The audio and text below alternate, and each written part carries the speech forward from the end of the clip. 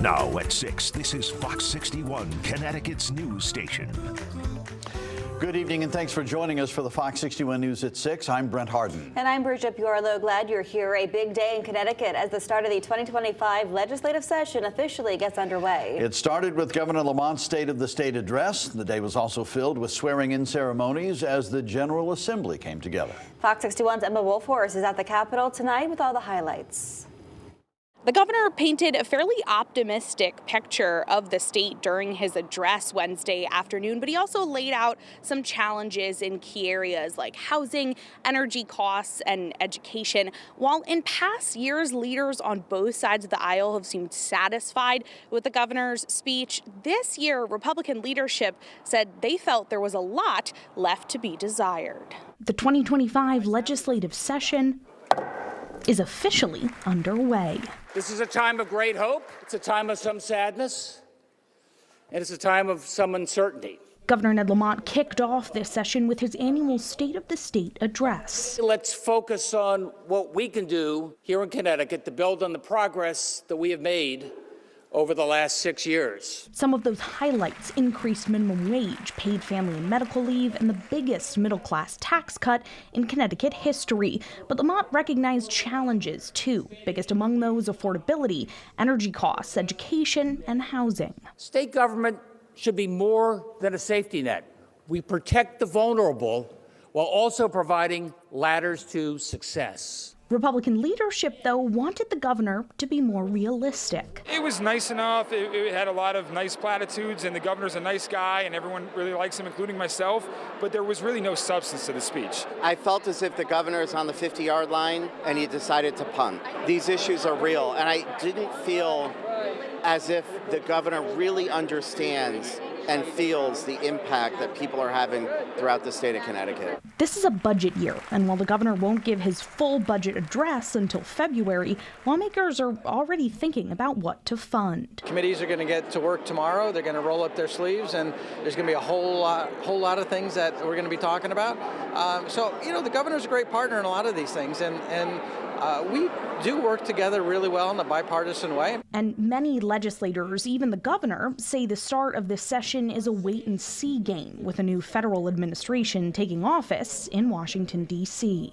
It's going to take some time for things to develop, so we have some sound information about what's likely to happen at the federal level, because if there's a big reduction there, that could really put us into crisis mode pretty quickly. Now, the governor won't give his full budget proposal to the legislature until next month in February. But notably absent from his State of the State Wednesday was any mention at all of the fiscal guardrails. In the past, the governor has been a really staunch advocate of not touching those guardrails. He stood with Republicans calling for keeping them the same. But this year, Harding and Candelora say leaving the guardrails out of his speech could be a signal that he is switching to the side of possible changes. Reporting at the state capitol, Emma Wolfhorst, Fox 61 News. All right, Emma, a lot to watch there. Thank you very much. Turning now to the weather. Well, it's cold again, so keep the scarves, the gloves, whatever you need handy. Yeah, you might want to tie that scarf fairly tightly around your neck, too, or the wind will just blow it right off your shoulders. Gaps. Chief Meteorologist Rachel Frayne joining us now with a look at the forecast. Rach? Yeah, we're fairly experienced at this point on how to stay warm with the wind and the cold, and whatever you did to do so today and yesterday, you will need again tomorrow. We've got one more day of the chill before things start to ease up, and that wind has been just a roar all day long. A wind advisory, though, only in effect for northern Litchfield County, where the winds could be damaging, anywhere from 40 up to 60 miles an hour. That wind advisory in effect until 1 o'clock in the morning on Thursday. For the rest of the state, it is blustery. It is uncomfortable with the wind and the cool weather combination, but we're not expecting outages. Here's a look at the current wind gusts, still close to 40 miles an hour in Torrington, near 20 in Hartford, and close to 40 miles an hour in Groton. Taking a look at wind gusts overnight, they may diminish slightly, but any relief that we end up getting overnight leaves us tomorrow as the wind ramps right back up again. Temperatures right now are in the teens and 20s, and the wind chill is down around just 1 lonely degree in Torrington. It feels like 14 in Meriden and like 10 in Norwich. Overnight lows will dip back between 15 to right around 20 degrees as we head towards daybreak. We are still looking at wind gusts by tomorrow afternoon, up between 30 to 40 miles an hour. High temperatures will be in the 20s, but it feels like the single digits in the morning and like the teens as we head through the afternoon. We'll talk about that relief for Friday and a little bit of snow, not much though for Saturday. Full forecast coming up. All right, Rachel, thank you. Our state's cold weather protocol is in effect and will last until noon tomorrow. So this means if you or someone you know needs shelter to get out of the cold, dial the number you see right here, 211, or visit 211ct.org to see where there are warming centers and shelters near you. Well, imagine going to wash your hands in your apartment or home. You turn the handle to the hot water and ice cold water comes out instead. That's the reality for people who live at the concierge apartments in Rocky Hill, and they tell us they've been without hot water for days. Fox 61's Jamel Johnson gives us a closer look at the conditions. For many homeowners and apartment renters, hot water is a part of their everyday lives. But for the people at concierge apartments in Rocky Hill, the water that comes out of their faucets is ice cold. John Hamby has lived at the concierge apartments in Rocky Hill for 2.5 years. Never before has he had to live in such conditions. I haven't been able to take a full shower in several days. Hamby says it's not the first time the apartment complex has had issues. I understand they've had some problems with maintenance on this property. They have some problems with the elevators. The problem right now is we haven't had any hot water in the apartment for 5 days, and that's quite difficult. Work without electricity. Everyday tasks like doing laundry, washing your hands, or cleaning dishes has become near impossible for the people living here.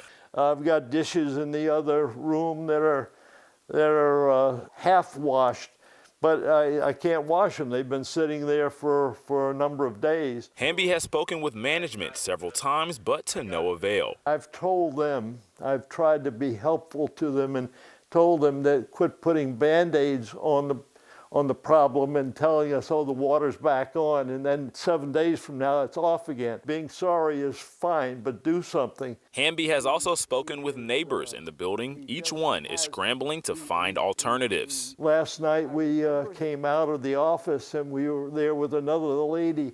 She was crying. She said, I've got to go to work at 5 o'clock tomorrow morning. And I said, well, do you have kids? And she said, yes. And she said, I don't know what to do. That was terrible to see. Fox 61 tried reaching out to the apartment management for comment, but were put on hold for more than an hour before finally hanging up. Now, I spoke with several residents who say that management has said that hot water will be back on soon, but people like John are hoping that something is done to prevent this hot water outage in the future. In Rocky Hill, Jamel Johnson, Fox 61 News. Jamel, thank you. I hope something gets done for those folks soon. There's a possibility a Tolland family will not sleep in their home tonight. At 4 o'clock this morning, Tolland Fire Department helped put out a fire at the house. The family pets and crews are all okay. Red Cross was on scene to help them out. Officials say it was likely a chimney fire. The Tolland town manager said crews did an excellent job reducing the damage in the freezing cold. And new tonight, Hamden police made 2 arrests in connection to a 2022 homicide. Eric Diaz and Aaron Moore are charged in the death of John Williams. Police say Williams was shot and killed outside a North Street home on December 18th of 2022. Diaz and Moore were taken into custody yesterday. They are both being held on $1 million bond. A carjacking is under investigation in the capital city. Police say a woman was sitting in her car with a friend on Congress Street around 3 in the morning. That's when someone approached the car with a firearm and demanded their items inside. Now, the victim and friend got out of the vehicle and the suspect drove off with it. The suspect was last seen on Jefferson Street. Another carjacking under investigation in New Haven. It happened at the Marriott Courtyard on Whaley Avenue around 2 a.m. Monday. A man told police his car was taken from the garage of the hotel at gunpoint. Officers later found the car and followed it until it took off onto I-91. The pursuit was called off for safety reasons. Anyone with information on either of these carjackings should call police. And a Hartford man is accused of intentionally ramming his car into state police cruisers. Police say Julian Ramos took them on a pursuit last night through Columbia and into Windham.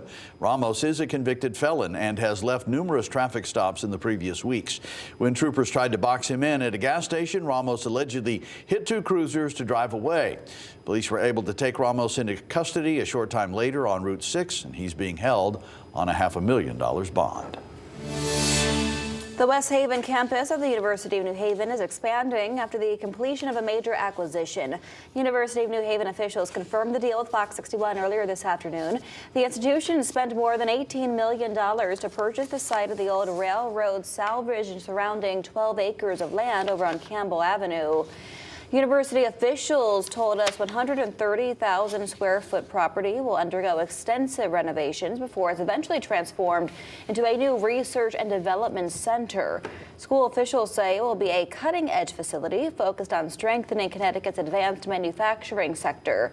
The site will develop research material for the manufacturing industry and also provide workforce training to students seeking skilled labor jobs. The university president calls the purchase a significant step, writing in a statement, quote, "Our new research and development center will serve as a focal point for private industries to engage the universities on an entirely new level. By establishing a physical presence on campus, companies will have direct access to students, research, and innovation in a manner that will inspire new opportunities and untapped synergies." The university says it serves more than 9,200 students and offers 150 undergraduate and graduate programs. School officials do not have an estimated target date to open the new center at this time, but will continue to follow the story.